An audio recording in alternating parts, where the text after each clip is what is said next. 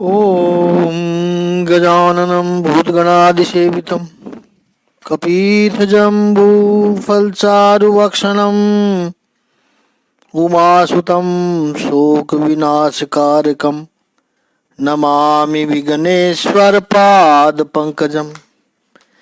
कृष्णाय वासुदेवाय हरिये परमात्मने प्रणतक्लेशनाशाय गोविंदाय नमो नमः।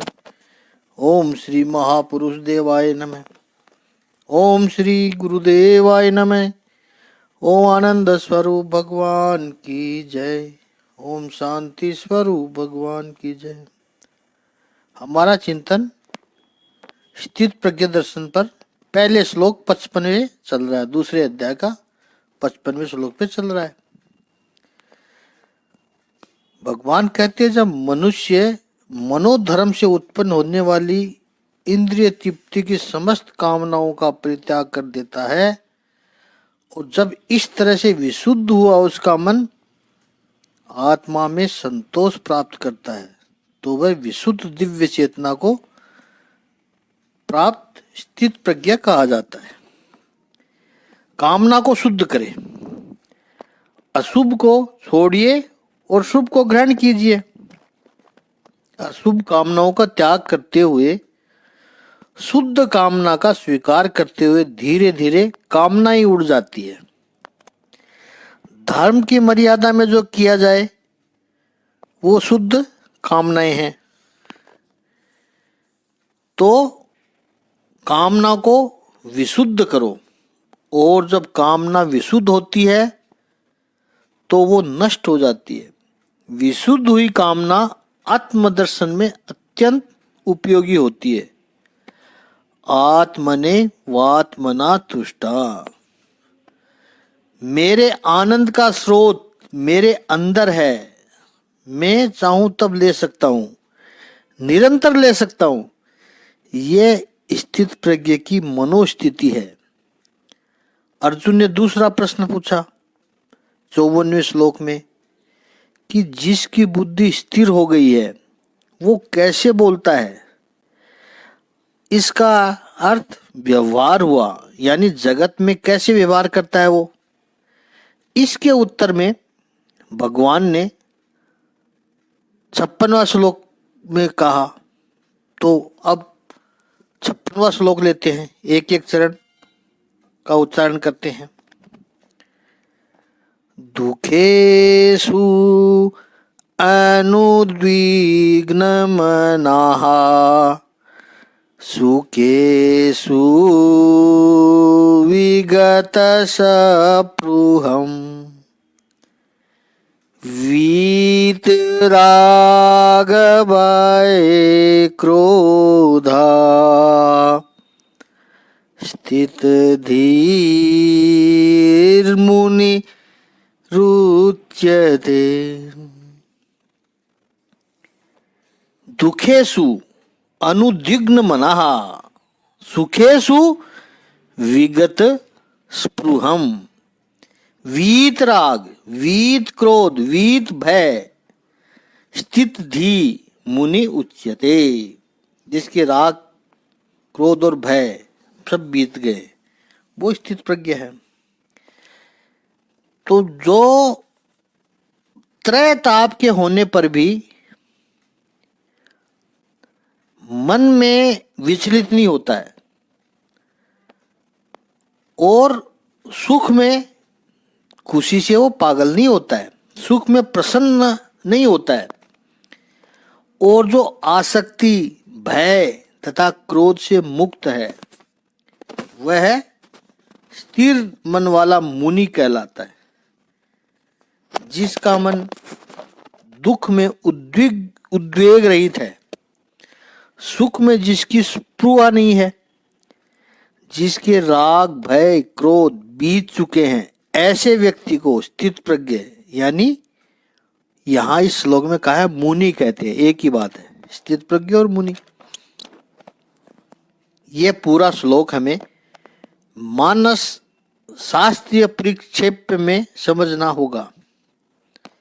55वें श्लोक में स्थित प्रज्ञ की जो परिभाषा दी, उसमें भगवान ने कह दिया कि जो सभी कामनाओं को छोड़ देता है और आत्मा से ही आत्मा में संतुष्ट रहता है, वो स्थित प्रज्ञ कहलाता है। वो सबके लिए तो संभव है नहीं। कहना बहुत सरल है कि सभी कामनाओं को छोड़ दो। कामना कैसे छोड़े, उसके 4 मार्ग भी बताए हैं।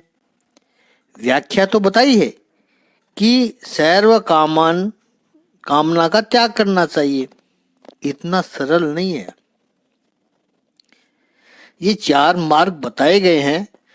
उन 4 मार्गों पर निरंतर प्रयास करोगे तो पता चलेगा कि धीरे धीरे हम मात्र बेबी स्टेप ले रहे हैं।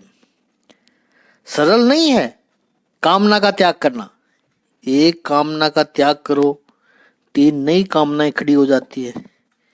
ये कामना का त्याग हो कैसे, कामना निकले कैसे? प्रभु आप करो तो ये हो जाए। ये ठीक ऐसी बात है कि बालक के शरीर में जब थोड़ी थोड़ी शक्ति आने लगती है तो वो घुटनों के बल चलता है, फिर घुटनों से धीरे धीरे खड़ा होता है, अपना संतुलन संभालने का प्रयास करता है, फिर बेबी स्टेप लेने की कोशिश करता है, प्रयास करता है, और थोड़ा लड़खड़ाए तो तुरंत उस समय पिता आकर के उसका हाथ पकड़ ले तो उस वक्त उसको कितना उत्साह होता है, मेरे पिता ने मेरा हाथ पकड़ लिया, अब मुझे कोई चिंता नहीं है। न गिरने की चिंता है, न संतुलन की चिंता है। ये स्थिति आपने अनुभव की है, हम सब ने अनुभव की है। बालक स्वयं जब चलने का प्रयास करे तो एक भय है उसके मन में, सुरक्षितता का अभाव है। धीरे से आकर के पिता जब हाथ पकड़ लेता है तो उसके मुख पर मासूम स्मित आ जाती है, आंखों में अनिश्चितता का जो भाव था वो चला जाता है, प्रसन्नता आ जाती है और खिलखिलाकर हंसते हुए वो चलने लगता है। अध्यात्म के पथ पर भी यही अनुभव है। आरंभ में तो लगता है कि हम अपने उत्साह से, अपने निश्चय से, हम अपनी ऊर्जा से इस यात्रा का आरंभ कर रहे हैं, लेकिन जैसे ही यात्रा आरंभ होती है एक अनिश्चितता आ जाती है। कठोपनिषद में जब नचिकेता को यमराजा ने उपदेश करते समय कहा कि यह रास्ता तेज धार वाले ब्लेड के समान है। लोग कहते हैं कि जब वृद्ध होंगे, कुछ नहीं करने को होगा, तब इस मार्ग पर चलेंगे। क्या चलोगे उस मार्ग पर? तब कुछ नहीं चल पाओगे। मात्र अंधश्रद्धा के मार्ग पर भी उस समय चलोगे और कुछ नहीं होगा। उस समय केवल क्रियाकांड में फंस जाओगे और कुछ होगा ही नहीं।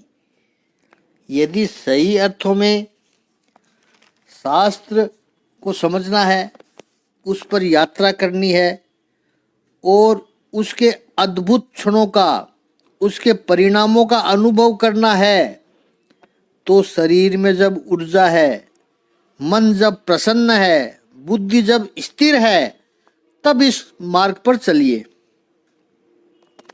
56वें श्लोक में, यानी इस श्लोक में, ये जो साधक निरंतर अभ्यास करता है, और वो अभ्यास कैसे होता है?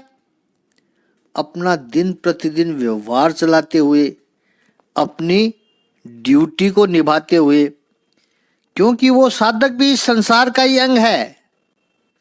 इसलिए जो सामाजिक परिस्थिति, जो आर्थिक परिस्थिति है, जो राजनीतिक परिस्थितियां हैं और जो विश्व की परिस्थितियां हैं, उन सब का सारा असर होता है उसके ऊपर। जड़वत नहीं जीता है वो। हमें क्या लेना देना, हम तो अपनी 4 दीवारों में बंद हैं। ये ऐसा साधन नहीं है। वो बुद्धिमान है, प्रज्ञावान है। और सबसे बड़ी बात अर्जुन ने 54वें श्लोक में पूछा है कि किम प्रभासेत, उसके अर्थ को आप समझे तो वो विश्व के साथ जीता है।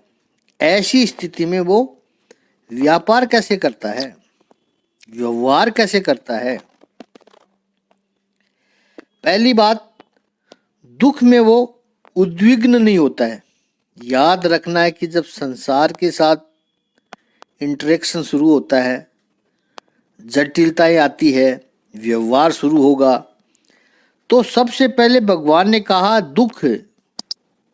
कारण प्रभु जानते हैं कि समाधि अवस्था जो है, यानी आत्मा और परमात्मा में एक रूपता की स्थिति जो है, उस समय न सुख है न दुख है। लेकिन जब विश्व से व्यवहार शुरू होता है तभी सुख और दुख दोनों अनुभव में आते हैं। ये अनुभव ही बताता है योगी को कि संसार से हमारा अब व्यवहार शुरू हो गया है। जब आप स्वयं अकेले में मग्न हैं, निज आनंद में डूबे हुए हैं, तब न सुख है न दुख है, केवल परम आनंद ही है। आत्मने वात्मना तुष्ट है। लेकिन उस अवस्था से जब बाहर आए, समाधि अवस्था से जब बाहर आए, तब संसार से जब व्यवहार शुरू होता है, उसमें सुख और दुख का अनुभव होता है। इसे ऐसे भी कह सकते हैं कि समाधि में आत्मानंद का सुख है और संसार में जब व्यवहार शुरू हुआ तब सुख और दुख का अनुभव शुरू होता है। अब ये क्यों शुरू होता है? कर्म के कारण शुरू होता है। एक जो कर्म अभी हो रहे हैं, जिसे क्रियामान कर्म कहते हैं, उसके कारण होता है। सुख दुख का अनुभव होता है उसके कारण। कभी कभी यह भी होता है कि वो सुख और दुख क्रियमान कर्म का परिणाम नहीं है, प्रारब्ध कर्म का परिणाम है। पहले कुछ किए हुए कर्म उसका परिणाम है, इस समय आ रहा है, जिससे आपको सुख या दुख का अनुभव हो रहा है। इसका अर्थ है यह सुख और दुख का अनुभव प्रारब्ध कर्म का भोग है। इस समय हमें सुख या दुख का अनुभव हो रहा है, वो प्रारब्ध खत्म कर रहे हैं। भगवान ने पहले दुख इसलिए कहा कि प्रभु को पता है कि जीवात्मा को इस संसार में अधिकतम दुख का अनुभव होता है। इसलिए संसार को दुखालय कहा गया है। प्रभु ने दुखालय कहा है इसको। आगे हम गीता जी में चलेंगे तो 8वां अध्याय अक्षर ब्रह्म योग के 15वें श्लोक में भगवान श्री कृष्ण जब संसार का वर्णन करते हैं तब कहते हैं ये संसार दुखालय है, दुख का भंडार है, दुख का स्थान है। सुखालय बोला ही नहीं प्रभु ने, दुखालय बोला है। लेकिन साथ में एक विशेषण जोड़ा है। ये विशेषण अवश्य जोड़ा है। क्या? अशाश्वतम, टेम्परेरी है। यहां पर कुछ भी शाश्वत नहीं है। यहां दुख भी आते हैं, टेम्परेरी है। यहां सुख भी आते हैं, वो भी टेम्परेरी है। इसलिए भगवान कहते हैं दुख में उदास न होना। दुख में दुख आएगा, दुख वास्तविकता है, स्थित प्रज्ञ ये समझता है। सुख और दुख को वो समान मानता है। कुछ सूत्र पढ़ने में आए, सुनने में आए, अनुभव में आए, चिंतन में प्रकट हुए सुख और दुख के बारे में। प्रभु कहते हैं तो कैसे नादान है वो कि दुख आए तो अटक जाते हैं, सुख आए तो भटक जाते हैं और इसी के कारण इस संसार में लटक जाते हैं, संसार से निकल ही नहीं पाते हैं। कुछ लोग कहते हैं हम सुख की चाबी देते हैं। वेस्टर्न वर्ल्ड में कुछ है ऐसा ही। वो कहते हैं कि हमारे पास सुख की चाबी है। जो मोटिवेशनल स्पीकर्स हैं, प्रेरित करने वाले होते हैं, उनका बहुत प्रिय विषय रहा है की टू सक्सेस, की टू हैप्पीनेस, ये चाबी देते हैं वो सक्सेस की।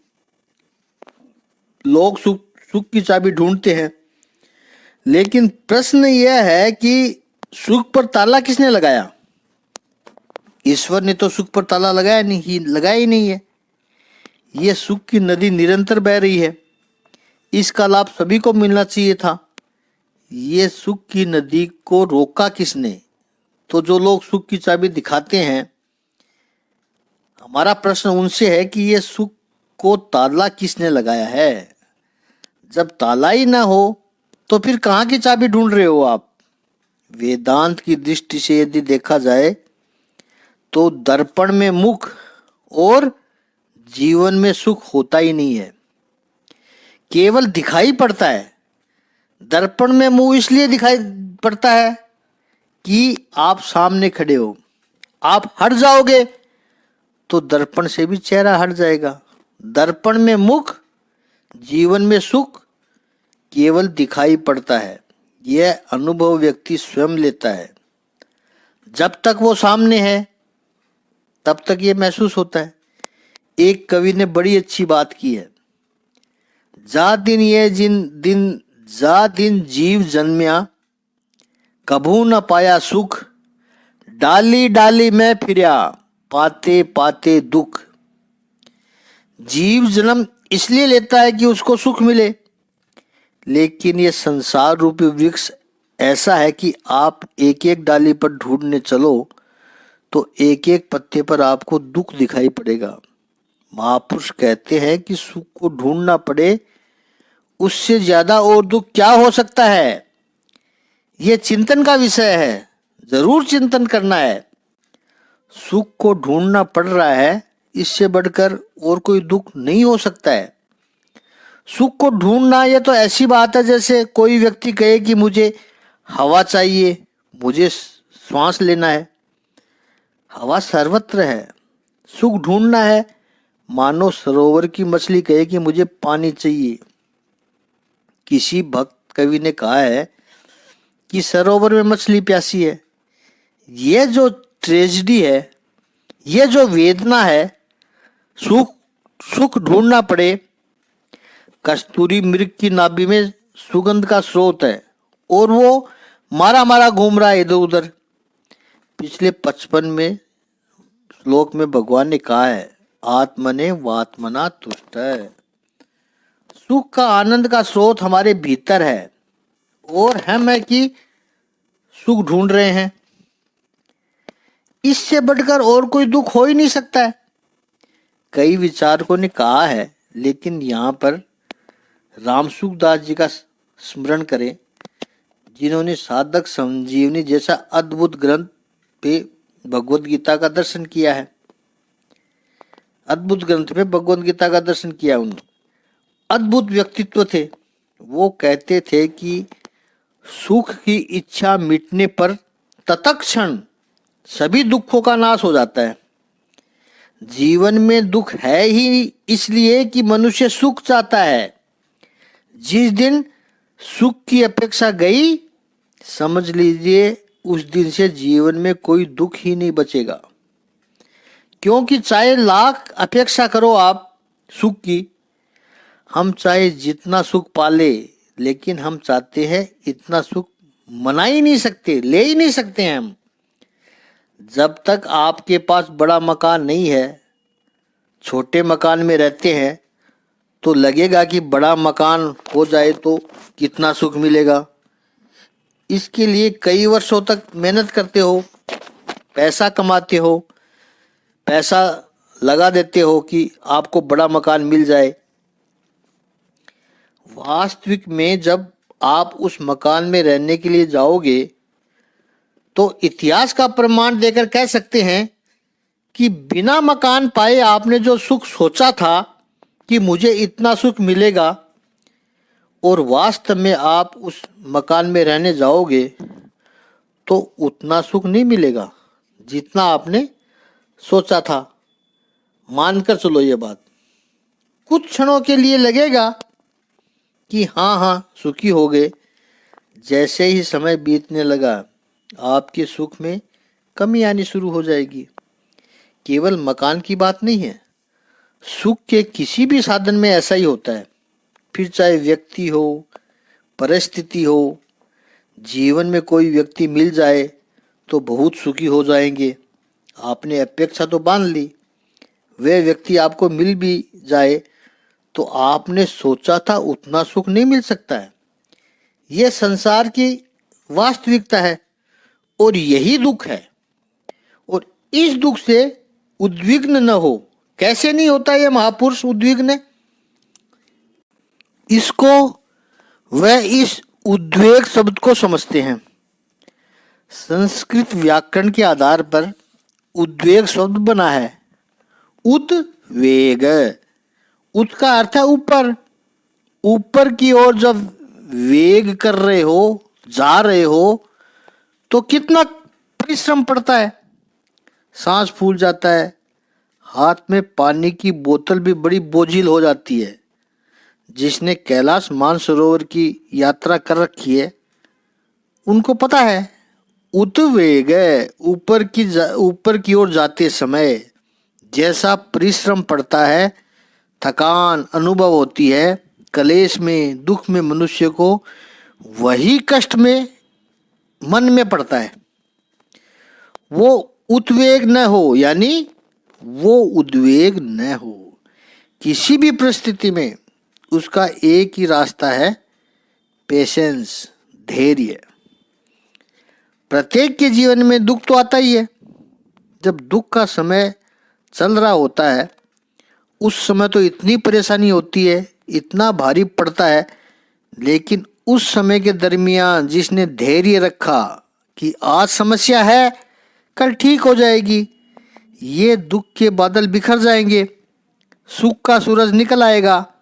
धैर्य जिसने रखा, धैर्य जिसने भी रखा वो निकल गया।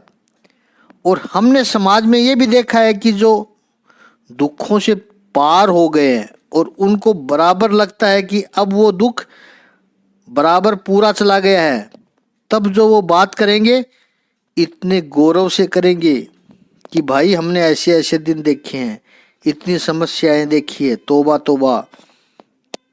लेकिन वो सब दुख चला गया, उसके बाद जो बात करते हैं वो बड़े गौरव से करते हैं, अपनी विजय की गाथा का वर्णन करते हैं, यूं मानो। लेकिन उनसे पूछिए जब वो दिन चल रहे थे तब क्या स्थिति थी उनकी। दुख को सहन करने का एक ही उपाय है, धैर्य, पेशेंस।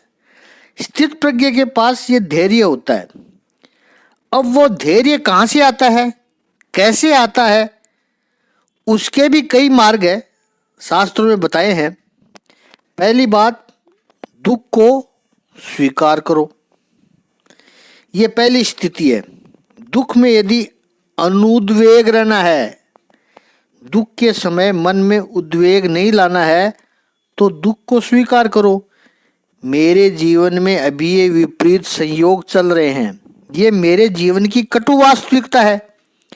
यदि आप दुख को स्वीकार नहीं करोगे, जो अधिकतर लोग नहीं करते हैं, मेरे साथ ही ऐसा क्यों हुआ, मैंने किसका क्या बिगाड़ा था, रोते रहते हैं। आपने किसी का कुछ नहीं बिगाड़ा है, आप निर्दोष हो, अच्छे हो, फिर भी दुख आया है। ये वास्तविकता है, इसको स्वीकार करो। मैंने सबके साथ अच्छा किया, अपनी सारी जिम्मेदारी ठीक से निभाई है, फिर भी दुख आया है, उसे मैं प्रामाणिकता के साथ स्वीकार कर रहा हूँ। ऐसा हुआ है मेरे साथ, बस मेरे अपने ही पराए हुए हैं। मैंने जिस पर भरोसा रखा था उन्होंने ही मेरे साथ गलत किया है, ये मेरी वास्तविकता है, ऐसा समझना होगा। मुझे ऐसी परिस्थिति में आंसू नहीं बहाने, क्यों हुआ, कैसे हुआ, वो उनकी कुबुद्धि थी। रावण को बुद्धि किसी के मन में भी आ सकती है। ये मेरी जिंदगी की सच्चाई है, इसे स्वीकार करना है। आगे का चिंतन कल करेंगे कि दुख को और कैसे सहन किया जा सकता है। आज इतना ही। ओम श्री सच्चिदानंद भगवान की जय। ओम श्री आनंद कंद भगवान की जय।